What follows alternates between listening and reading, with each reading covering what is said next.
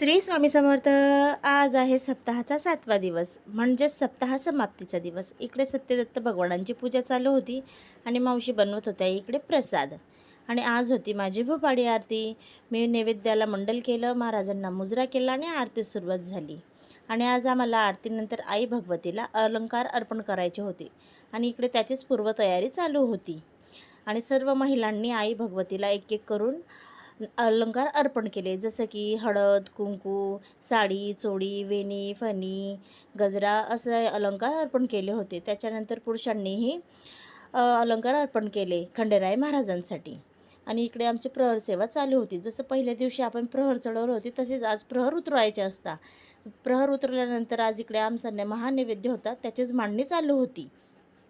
आरती झाली आणि आरतीनंतर आज आमच्या शास्त्रींनी खूप सारी जनकल्याणबद्दल माहिती सांगितली होती आणि खूप साऱ्या सेवेकऱ्यांनी जनकल्याणाचे फॉर्मसुद्धा भरले.